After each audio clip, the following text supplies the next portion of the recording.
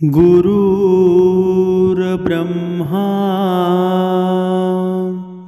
गुरुर्विष्णू गुरुर्देवो महेश्वरा सद्गुरु साक्षात् परब्रह्मा तस्मै श्री सद्गुरुवे नमः। जय जय रघुवीर समर्थ श्रीराम समर्थ।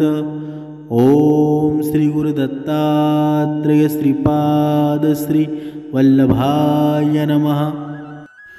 सद्गुरु चरणांना नतमस्तक होऊन आपण या निरूपणास सुरुवात करूया। सर्व भाविक सज्जनांचं मनापासून स्वागत आहे। समर्थ सांगतात, या दीपावलीच्या दिवसातील सुंदर दिवसाच्या सकाळचा क्षण तो दिवस म्हणजे भाऊबीजेचा दिवस। आणि ही भाऊबीजेचा दिवस म्हणजे बहीण भावाच्या नात्यातील अतिशय आनंदाचा क्षण। बघा, दीपोत्सवातील शेवटचा पण तितकाच महत्त्वाचा सण म्हणजे भाऊबीज। बहीण आणि भावाच्या नात्यातील गोडवा वृद्धिंगत करणारा हा क्षण म्हणजे भाऊबीज। नात्याची वीण घट्ट करणारा सण म्हणून भाऊबीज साजरी केली जाते। बघा, या दिवसाला यम द्वितीया दिवस असे सुद्धा म्हटलं जातं। म्हणजेच काय? म्हणजेच बघा, बहीण भावाकडं जेव्हा बघा भाव कधी संकटामध्ये असतो तेव्हा बहिणीची माया काय असते ना, माया हा शब्दच बहिणीकडे पाहून बनलेला आहे। बघा, आपण जेव्हा छोटे होतो तेव्हा आपल्याला काही झालं तर बघा, आपल्याला कोणी लहान आपला मित्र जर आपल्याला मारायला लागला ना, की बहीण बघा धावत येऊन आपल्यावरची ओढ घ्यायची, आपल्यावरची बाजू घ्यायची। म्हणजेच मायेचा गोडवा जर कशामध्ये असेल ना, तर तो फक्त बहिणीमध्ये असतो।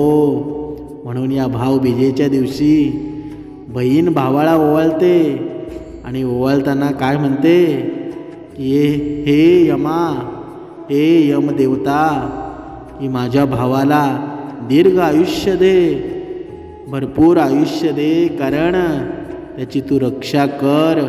आणि तो दिवस यम बहिणीचा ऐकतो। म्हणून भाऊबीजेचं खूप महत्त्व, अनन्यसाधारण महत्त्व आहे। पण या आजच्या कलियुगामध्ये हा मानव एवढा क्रूर झालेला आहे की प्रत्येक सणाकडे क्रोधकारी पाहत आहे। प्रत्येक सण त्याला असं वाटू लागला आहे की प्रत्येक सण म्हणजे पैशाचा खर्चिकपणा आहे। पण ह्या सणांना एवढं महत्त्व आहे ना, की साक्षात परमेश्वर त्या दिवशी बहिणीच्या घरी येत असतो, भाऊ म्हणून घरी येत असतो। म्हणून हा बहीण भावांचा गोडवा आहे ना, हा नात्यातला बंध आहे ना, एवढा गोड आहे ना, की ज्यानं जपलं ना बहीण भावाचं नातं त्यांनाच तो कळतो। नाहीतर आजच्या या कलियुगामध्ये बघा, या कलियुगामध्ये बहीण भावाचं पटतंय का? बघा, एवढा पूर्ण ब्रह्मांडामध्ये जर कुणाचं सर्वात बंधन आणि मायेचं गोडवा असेल ना, तर आईनंतर बहिणीची माया सर्वात श्रेष्ठ मानली जाते। पहिली माया असते आई बापाची आणि दुसरी माया असते बहिणीची। बघा, आपण लहान होतो, लहान असताना आपला पूर्ण सांभाळ जशी आई सांभाळ करते तशी आपली बहिणीने आपला सांभाळ केला। बघा, काहींच्या नशिबामध्ये आई नव्हती, लवकरच आई वारली, आणि आई वारली असताना पूर्ण आपली जबाबदारी आपल्या बहिणीनं छोटीशी होती तेव्हापासून सांभाळत आली आहे। आणि बघा, आज आपल्याकडे खूप संपत्ती आली, धन आलं, पैसा आला, पण आपली बहीण मात्र आजही तिच्याकडे धन पैसा नाही, आजही दारिद्र्यामध्ये ती दिवस जगत आहे। पण हे भावाला दिसतं का? कधीतरी विचार कर मानवा, कधीतरी खूप विचार कर. जेव्हा तू लहान होतास ना, तेव्हा तुझी ती आईप्रमाणे तुझी तिने काळजी घेतलेली आहे. आणि तू आता वर्षातून एकदा तिला साडी न्यायचं म्हणून तुझ्याकडे पैसे कमी आहेत म्हणून तू जाणं टाळतोस. कितपत योग्य आहे हे? भले तू साडी नेऊ नकोस, दुसरं काहीतरी ने, पण तिच्याकडे जाणं. कारण ती शेजारी पाजारी सांगत असते की माझा भाऊ राया येणार आहे, माझा दादा येणार आहे, सगळीकडे सांगत सुटते. पण भाऊबीजेचा दिवस येतो तेव्हा वाट पाहून पाहून ती रात्र होते. जेवण तसंच थंड होऊन पूर्ण तो दिवस खराब होऊन जातो, पण भाऊ काही जात नाही. म्हणून बघा समर्थ सांगतात, तुमच्या नात्यामधले बघा या पैशाच्या धन संपत्तीमुळे, या जागांमुळे, या जमिनींमुळे, पैशामुळे पूर्ण नाती तुटून गेलेली आहेत. आणि ही नाती तुटून गेलेली आहेत ना, तर ती आता विसरून जा. कारण तुम्ही ज्या भक्ती मार्गामध्ये आहात ना, तो भक्ती मार्ग तुम्हाला हेच शिकवतो की माणुसकी धर्म हाच सर्वात मोठा धर्म आहे. आपली बहीण भाऊ बघा जेव्हा मोठी संकट येतात ना, तेव्हा मोठ्या संकटांना आपली रक्ताची नातीच आपल्या सोबत असतात बघा. आणि छोटी संकट पेलण्यासाठी मित्र परिवार गरजेचा असतो. पण मोठी संकट आली ना, तर बघा कितीही आपलं भांडण झालेलं असो, कितीही आपण त्या बहिणीशी वाईट वागलेला असो, तरीसुद्धा त्या वेळेला बहीण कसलाही विचार न करता ती भावासाठी तिचा जीव टांगणीला लागतो. आपल्या नवऱ्यासोबत खोटं बोलून, आपल्या मुलांना तसंच घरामध्ये टाकून ती या भावाला पाहायला येते. एवढं प्रेमळ आहे ना बहीण, एवढं प्रेम करते भावावर, तरीसुद्धा हा भाऊ ती भाऊबीजेला जात नाही. बहिणीशी त्याचं कधीही वाईट असतं. म्हणून बघा समर्थ सांगतात, या भाऊबीजेचं हे सुंदर नातं आहे ना बहीण आणि भावाचं, बघा एक बाजूने टाळी कधीच वाजत नाही. भाऊ जरी गरीब असला तर बहिणीने सांभाळून घ्यावं, आणि बहीण जेव्हा गरीब असते तेव्हा भावाने सांभाळून घ्यावं. पण ही नाती जेव्हा बघा तुटतात ना, तर आवाज होत नाही, पण ब्रह्मांड पूर्ण नाराज होतं. कारण हे नातं एवढं सुंदर आहे ना, या नात्याची संकल्पना करणं ते कधीच वर्णन करता येत नाही. कारण या नात्याची सीमा कधीच संपत नाही.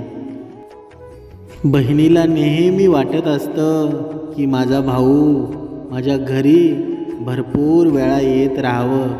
पण हा भाऊ वर्षातून एकदा बहिणीकडे भाऊबीजेसाठी जातो. बघा तिला वाटत असतं की दर महिन्याला यावं, माझ्या नवऱ्यानं माझ्या भावाची स्तुती करावी. पण हे भावाला समजतं का? तर अजिबात समजत नाही. हे नात्यांची वीण आहे ना, तर थोडा मानवा तू विचार करून बघ.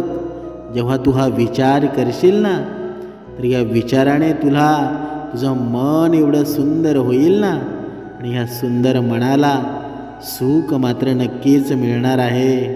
म्हणून बघा या भाऊबीजेबद्दल सुंदर यमदेवाची कथा सांगितलेली जाते. बघा समर्थ सांगतात, सूर्यदेव आणि त्यांची पत्नी छाया यांना यमराज व यमुना ही 2 मुलं होती. बघा यमराज हा सूर्यदेवाचा मुलगा आहे. यमदेव बघा सूर्यदेव आणि त्यांची पत्नी छाया यांना यमराज आणि यमुना ही 2 मुलं होती. यमराज व यमुना या दोघा भाऊ बहिणींचं एकमेकांवर खूप प्रेम होतं. पुढे यमुनेचा विवाह झाला, खूप जोरामध्ये विवाह झाला. आणि मग यम यानंतर यमुनेस भेटण्यास फार कमी वेळा जाऊ लागला. याचं कारणही तसंच होतं. यम ही मृत्यूची देवता आहे, ते सर्वांना तुम्हाला माहीतच आहे. बघा, त्यामुळं आपल्या बहिणीच्या संसारावर वाईट सावळी पडू नये. आपल्या बहिणीला त्रास होऊ नये असं यमाला दर वेळेला वाटत असं. बघा, एकदा यमुनेने यमाकडून असं वचन घेतलं की तो यमुनेस भेटायला नक्की येईल. म्हणजेच काय, बघा, या यमाच्या बहिणीनं यमुनेनं यमाला सांगितलं की तुम्हाला भेटायला का येत नाही. पण यमाला आपल्या बहिणीची काळजी असायची की मी गेल्यानंतर काही वेगळंच घडेल, म्हणून यम मात्र जात नव्हता. पण मात्र यमुनेने यमाचं वचन घेतलं की तुला नक्कीच यावं लागेल. बघा, वचनाप्रमाणे यमराज कार्तिक शुद्ध द्वितीयेला आपल्या बहिणीस भेटायला गेला. यमुनेने अतिशय आनंदाने आपल्या भावाचं सुंदर स्वागत केलं, त्याचा औक्षण केलं, भावाला गोड धोड जेवू घातलं. बघा, ही असते बहिणीची माया. बहिणीच्या या पूर्ण सुंदर या वातावरणामध्ये यम मात्र प्रसन्न झाला. त्यांनी बहिणीस खूप सुंदर अलंकार दिले. सोन्या चांदीचे सर्व दागिने आपल्या बहिणीस दिले. याबरोबर वर मागण्यास सांगितला. बघा, यावर यमुनेने भावाकडून दरवर्षी या दिवशी भेटण्यास येण्याचे वचन घेतले. त्याचबरोबर जी बहीण या दिवशी आपल्या भावाचं स्वागत आणि औक्षण करेल ना, तिला मृत्यूचे भय राहणार नाही याचे वचन घेतलं. बघा, म्हणजेच यमराज तथास्तु असं म्हणून यमपुरीला निघून गेले. या दिवशी जे भाऊ यमुना नदीत स्नान करतात व आपल्या बहिणीचे मनोभावे आदरातिथ्य स्वीकारतात ना, त्यांना व त्यांच्या बहिणीला मृत्यूचे भय नसते, अशी ही भावबीजेची सुंदर कथा सांगितलेली जाते. समर्थ पुढे सांगतात, बघ मानवा, तुला वाचवण्यासाठी, तुझा जीव वाचवण्यासाठी बहीण देवाशी सुद्धा भांडते की माझ्या भावाला उदंड आयुष्य दे, त्याची काळजी घे. पण तू मात्र धन पैशाच्या मागे लागून तुझा आयुष्याचं दुःख निर्माण करून ठेवलं आहेस, म्हणून तुझी नाती एवढी गोड आहेत ना. बघा, बहिणीनं पण लक्षात ठेवायला हवं, आपल्या भावाची जशी परिस्थिती असेल तसं त्याच्याकडे मागणं मागावं. म्हणजेच काय, बघा, कधी कधी काही भाऊ असतात, त्यांना 5-5, 6-6, 7-7 बहिणी असतात. त्यांची खरं तर परिस्थिती गरीब असते. सगळ्यांना भाऊबीजेच्या दिवशी साडी घेणं बघा त्याला शक्य होत नाही, कारण या गरीब परिस्थितीमुळं पूर्ण त्याचं दैनंदिन जीवन संसार कसाविसा चालत असतो. मग काय होतं, भाऊबीजेचा दिवस येतो, भावाला बघा, काही भाऊ असतात ना, भावाला खूप टेन्शन येतं, हे आता तर जाणं तर गरजेचं आहे भाऊबीजेच्या दिवशी. मग तो कर्ज काढतो आणि ते कर्ज काढल्यानंतर तो बहिणीला भेटायला जातो. बघा, बहिणीला साडी घेऊन जातो, सर्व काही कर्ज काढून, बघा, सावकाराचे कर्ज काढतो, जमीन विकून जमीन ठेवतो आणि कर्ज काढतो. आणि मग ती श्रीमंत बहीण बघा, ही भावाने आणलेली साडी पाहून अतिशय खुश होते आणि मग त्या भावाचं खूप चांगलं स्वागत करते, मस्त त्याला खाऊ बिऊ घालते. आणि मग घरी जेव्हा जायला निघतो तर बहिणीकडे बघा, भावाकडे तेव्हा पैसेच नसतात, कारण जे व्याजासहित घेतलेले पैसे असतात, सावकाराकडून घेतलेले पैसे असतात, ते तर संपूर्ण जातात आणि याला तिकिटाला पैसे नसतात. बघा, मग काय होतं, मग तसाच बहिणीच्या घरातून पायी निघतो, कारण गाडीला जाण्यासाठी पैसे नसतात. रात्र होते, ही बहीण बघा, बहिणीला फोन येतात बघा, घरून फोन चालू होतात की भाऊ अजून पोचला नाही. बहीण बोलते, कधीच निघालेला आहे, मग बहिणीला नंतर समजतं माझ्या भावाने कर्जाचे पैसे घेऊन मला साडी आणलेली आहे. मग बघा बहीण त्याच क्षणी परत जाते आणि भावाला घट्ट मिठी मारते आणि काय म्हणते की दादा हे तू करायला नको होतंस, मला माहीत असतं तर तुला मी साडीसुद्धा घ्यायला लावली नसती. हे खरं असतं बहीण भावाचं प्रेम. पण आताच्या बहिणी तशी राहिली आहे का? बघा आपल्या भावाला सांगते की तू काही कर पण मला साडी घेऊन ये, खूप सुंदर साडी आण, जास्त महागाईची साडी आण. पण बघा या भक्ती मार्गामध्ये या महिला आहेत, श्रवणामध्ये महिला आहेत, त्यांनी विचार करायला हवा. आपल्या भावाची परिस्थिती चांगली नसेल ना तर हट्ट करू नका, कारण यामध्ये पापच आहे, यामध्ये तुम्हाला पाप लागणार आहे. कारण भाऊ त्याच्याकडे धन संपत्ती जर तशी असेल ना तर काहीच प्रॉब्लेम नाही. पण त्याने त्याच्यावर व्याज करून सावकाराचे कर्ज करून जर तुमची भाऊबीज होत असेल ना तर त्या भाऊबीजेला काही अर्थ नाही, कारण ते पाप तुम्हाला लागणार आहे. म्हणून प्रत्येकाची परिस्थिती असेल त्या पद्धतीनं भाऊबीज करा. तर तुम्ही बहिणीला साडीच नेलं पाहिजे असं नाही. जिथे प्रेम असतं ना तिथे माझा परमेश्वर असतो. हे जरी या भाऊबीजेला भाऊ आणि बहिणीनं समजून घेतलं ना तर खरी भाऊबीज झाली असं सांगता येईल. आणि समर्थ सांगतात या भावांनी पण लक्षात ठेवायला हवं, आपल्याकडे जर चांगली धन संपत्ती असेल ना, आपली बहीण जर गरीब असेल ना तर तिला आपल्यातलं थोडं धन द्यायला शिका. कारण तुम्ही दान करता ना, हे दान दुसऱ्याला करण्यापेक्षा आपल्या बहिणीला करा, कारण दान हे सर्वश्रेष्ठ असतं. आणि जेव्हा तुम्ही बहिणीला हे धन देता ना तर ते दानापेक्षा सुद्धा श्रेष्ठ असतं. कारण हे धन मात्र हे तुम्ही दुसरं कुणाला देत नाही, कारण बहिणीचे आशीर्वाद असतात ना ते तुम्हाला देवापेक्षा सुद्धा श्रेष्ठ असतात. कारण ज्यांच्यासोबत बहिणीचा आशीर्वाद असतो, ज्यांच्यासोबत बहीण असते ना त्याला कसलाही भय नसतो.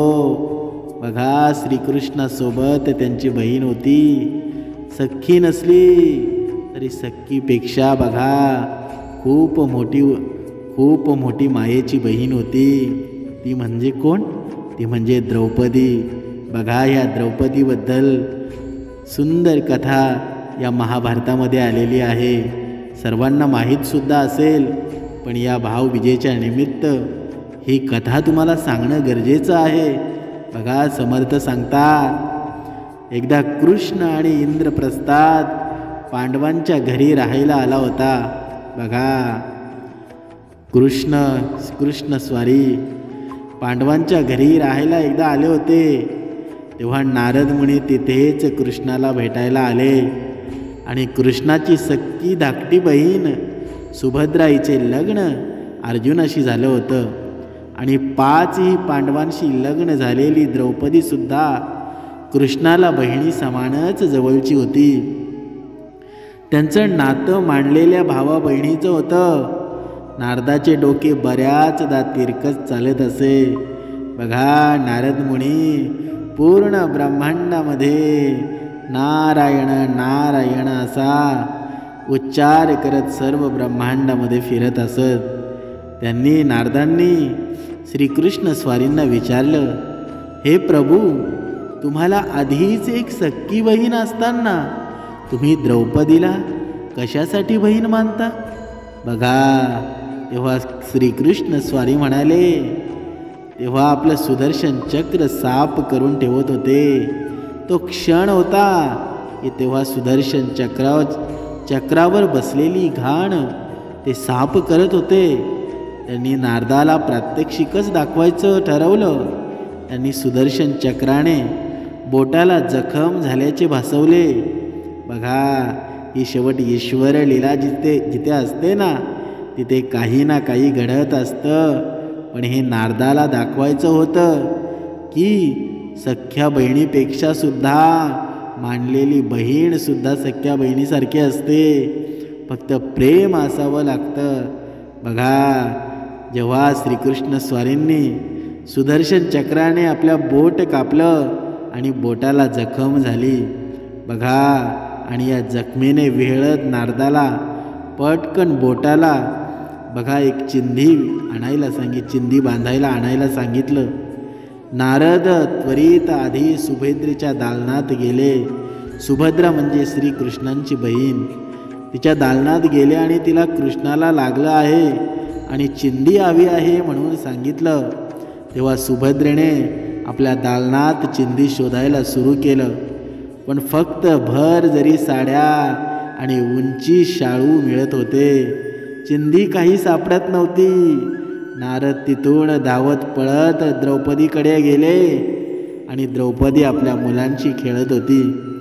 नारदाने कृष्णाला लागलं आहे आणि त्याला बांधायला चिंधी हवी आहे हे सांगताच त्याच क्षणी द्रौपदीने आपल्या अंगावर नेसलेल्या साडीचा पदर घेतला आणि टर्कन एक मोठा तुकडा फाडला आणि नारदाला दिला. नारद तो तुकडा घेऊन आश्चर्याने कृष्णाकडे परत गेले. कृष्णाच्या सख्या बहिणीने भावाच्या जखमेसाठी पटकन कपडा न देता चांगले कपडे सोडून चिंधी शोधण्यात वेळ घालवला होता. आणि मानलेली बहीण द्रौपदीने मात्र पुढचा मागचा विचार न करता पटकन आपल्या किमती साडीचा पदर फाडून आधी कृष्णाचा विचार करत चिंधी तोडून दिली. बघा, ते परत गेले तेव्हा श्रीकृष्ण स्वारी हसत त्यांची वाट बघत होते. मिळाले का उत्तर स्वारी? बघा, श्रीकृष्ण स्वारी नारदाला विचारतात, बघा तुम्हाला मिळालं का उत्तर? बघा, सक्के असो वा परके त्याने फरक पडत नसतो. मनातलं प्रेम महत्त्वाचं असतं आणि मी नेहमीच प्रेमाचं शोधत असतो. बघा, पुढे या एका चिंधीची परतफेड कृष्णाने कौरवांनी द्रौपदीचे वस्त्रहरण करण्याचा प्रयत्न केला होता ना, तेव्हा 1000 पटीने केला. बघा, जेव्हा कौरवांनी द्रौपदीचं वस्त्रहरण केलं तेव्हा श्रीकृष्ण स्वारी धावून गेले आणि त्या एका चिंधीचं बघा एवढ्या साड्या करून टाकल्या ना की बघा ते वस्त्रहरण रोखलं. पण ती साडी कृष्णाच्या कृपेने अखंड होती. कितीही ओढली तरी संपत नव्हती. देव भावाचा भुकेला म्हणतात ना, ते उगाच नाही. पुढे द्रौपदीच्या घरी खाल्लेला एक कण अन्नाच्या बदल्यात श्रीकृष्णाने तिच्याकडे अचानक आलेल्या दुर्वास मुनी आणि त्यांच्या हजारो शिष्यांचे पोट आपल्या लीलेने भरले. सुदाम्याकडून एका पुराचुंडीतले पोहे खाऊन त्याला समृद्ध करून टाकलं. ज्याने अवघी सृष्टी निर्माण केली ना, त्याला त्याच्याच सृष्टीतल्या गोष्टी देणारे आपण कोण? आपल्याकडे फुले वाहणं, नैवेद्य दाखवणं चांगली गोष्ट, आधी देवासमोर ठेवणं या गोष्टी प्रतिकात्मा असतात. आपल्या मिळणाऱ्या गोष्टींबद्दल कृतज्ञता म्हणून आपल्या चांगल्या प्रसंगात कुटुंबातल्या सदस्याप्रमाणे देवाला सहभागी करून घेण्याची इच्छा असते. हा अर्पण करण्याचा भाव महत्त्वाचा. मंदिर, गणेश मंडळ, वेगवेगळे उत्सव अशा ठिकाणी फक्त भव्य दिव्य काहीतरी करून दिखावा करण्याची चढाओढ करणाऱ्या लोकांनी आपल्या पुराणातल्या अशा गोष्टीमधून बोध घ्यायला हवा. बघा, देवाला असल्या गोष्टींनी काही फरक पडत नाही. त्याला आपल्या सदाचारी भक्तांनी अर्पण केलेली साधी चिंधी सुद्धा मोलाची असते. म्हणून बघा, काही भक्त असतात या कलियुगामध्ये, असे भक्त आहेत ना की ते देवाला त्यांना असं वाटतं की देवाला प्रसन्न करण्यासाठी लाखो रुपये खर्च करतात. लाखो बघा व्रत वैकल्य करून मोठमोठे होम करतात. पण असं शक्य आहे का? बघा, तुम्ही जोपर्यंत विचार करत नाही ना, बघा देवाला नुसती चिंधीसुद्धा पुरेशी असते. लाखो रुपयांची खर्च करण्याची गरज नाही. ज्याप्रमाणे द्रौपदीने जेव्हा स्वारी श्रीकृष्णाच्या बोट कापलं होतं तेव्हा आपल्या पदराची चिंधी फाडून दिली, त्याप्रमाणे तुम्ही जर एका हाताने जर देवाचं नाव घ्याल ना, एका वैखरीतून देवाचं एकदा नाव घ्याल ना, तर तुम्हाला देव आयुष्याच श्रीमंत करेल, आयुष्याच धनवान करेल. म्हणून या जगामध्ये एकच सत्य आहे, श्रीराम समर्थ, श्रीकृष्ण स्वारी. समर्थ सांगतात की या आजच्या या कलियुगामध्ये जागा, जमीन, धन, संपत्ती या सर्व क्षणिक सुखामुळे बहीण भावाचं नातं संपुष्टात आलेलं आहे. आणि हे नातं एवढं सुंदर बंधन आहे ना, की हे बंधन एका क्षणिक सुखासाठी कुठेतरी या पूर्ण बंधनाचं वाटोळं लागलं आहे. म्हणून हे बंधन एकजूट करण्यासाठी हा सण बघा, दिवाळीतला हा भाऊबीज सण खूप महत्त्वाचा आहे. जे श्रवणामध्ये आहेत बघा, महिला असतील, पुरुष असतील, जे श्रवणामध्ये भक्तजन आहेत ना, त्यांचं जर आपल्या बहिणीशी, भावाशी पटत नसेल, वाईट असेल, तर त्यांनी आज संकल्प करायचा आहे. कारण हा दिवस आहे ना, तुमचं कितीही भांडण असो, कितीही काहीही झालेलं असो, पण जेव्हा तुमच्या सर्वात मोठं संकट येईल ना, तेव्हा तुम्हाला तुमच्या बहिणीची अथवा तुमच्या भावाची आठवण झाल्याशिवाय राहणार नाही. म्हणून नात्यांमध्ये प्रेम निर्माण करा, नात्यांमध्ये बंध निर्माण करा. कारण या जगामध्ये जर श्रेष्ठ कसलं नातं असेल ना, तर ते बहीण भावाचं आहे. बघा, ज्याप्रमाणे बघा श्रीकृष्ण स्वारी आणि द्रौपदी जरी सख्खे भाऊ बहीण नसले, तरीही या भाऊ बहीण या बंधनाचा त्यांनी श्रेष्ठ उपयोग केला, प्रेम निर्माण केलं आणि या जगाला दाखवून दिलं की जरी तुम्हाला सख्खी भाऊ नसेल, सख्खी बहीण नसेल, तरीही काही प्रॉब्लेम नाही. पण तुम्ही मानलेल्या भावाला सुद्धा बघा, जेव्हा रक्षाबंधन असतो तेव्हा तुम्ही राखी बांधू शकता आणि भाऊबीज असते तेव्हा तुम्ही भाऊबीज करू शकता. कारण हे पुण्य एवढं आहे ना, हे अनन्यसाधारण महत्त्व आहे. म्हणून जर नात्यातील गोडवा जपायचा असेल ना, तर आपण ही नाती जपली पाहिजेत. जिथे प्रेम आहे, जिथे बंध आहे, जिथे माया आहे, तिथे श्रीकृष्ण स्वारी आहे. मग ते प्रेम आईचं असू दे किंवा बहिणीचं असू दे, जिथे प्रेम निर्माण होतो ना, तिथे स्वारी साक्षात असते, साक्षात दर्शन देते. म्हणून बघा, स्वारीला सुद्धा प्रेम मिळाले नाही, पण पूर्ण जगाला प्रेम देऊन टाकलं. ते सुद्धा फुकट प्रेम देऊन टाकलं, फ्रीमध्ये प्रेम देऊन टाकलं.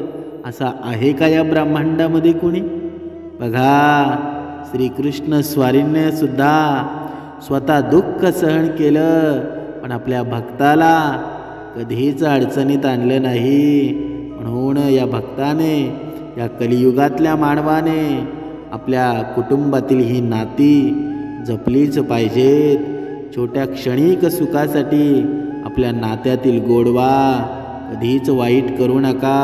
तो गोडवा तसाच ठेवा, तो बंध तसाच ठेवा.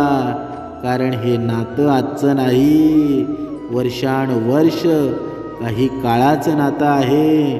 म्हणून भाऊ बहिणीचं नातं हे सर्वात श्रेष्ठ आहे. समर्थ सांगतात की या कलियुगामध्ये या मानवाचं मन खूप मोठं आहे. म्हणजेच काय? म्हणजेच बघा, या मानवाचं मन मोठं आहे हे महत्त्वाचं नाही, पण मनात किती आपलेपणा किती आहे ना, हे खूप महत्त्वाचं आहे. मन किती मोठं असलं तरीही त्यामध्ये श्रीराम समर्थ आहेत का? त्यामध्ये आपलेपणा आहे का? तर नुसतंच मन मोठं असून चालत नाही, तर त्या मनामध्ये माणुसकी धर्म असायला लागतो, सत्यता असायला लागते, आपलेपणा असायला लागतो, तरच देवावर श्रद्धा निर्माण होते, माणुसकी धर्म जपला जातो. नाहीतर मन किती मोठं असून काही फायदा आहे का? बघा, जिथे माणसाची कदर होत नाही तिथे देवाची कदर करून आपल्याला देव भेटणार आहे का? तर नाही. अगोदर आपण माणसातला देव पाहायला हवा, माणसातला देव जपायला हवा, तरच या सृष्टीमधला भगवंत, या ब्रह्मांडामधला भगवंत जागृत झाल्याशिवाय राहणार नाही. पण जोपर्यंत आपले कुटुंबातील माणसं, आपले मित्रपरिवार, आपल्या आजूबाजूची माणसं, जोपर्यंत ही नाती आपण बघा सुखमय आनंदीकारी करत नाही, तोपर्यंत देवाची किती भक्ती केली तरीही देव मिळणार आहे का तुम्हाला? अजिबात मिळणार नाही. माणसातला देव जर तुम्हाला जपायचा असेल ना, तर माणुसकी धर्म अगोदर पाळा. आपण काय करतो? आपण फक्त पैसा कसा मिळेल हे बघतो. पण पैसा मग तो वाईट मार्गाने असो की कसल्या मार्गाने असो, पण जो व्यक्ती चांगल्या मार्गाने पैसा कमवण्याचा प्रयत्न करतो त्याचा शेवटसुद्धा चांगला होत असतो.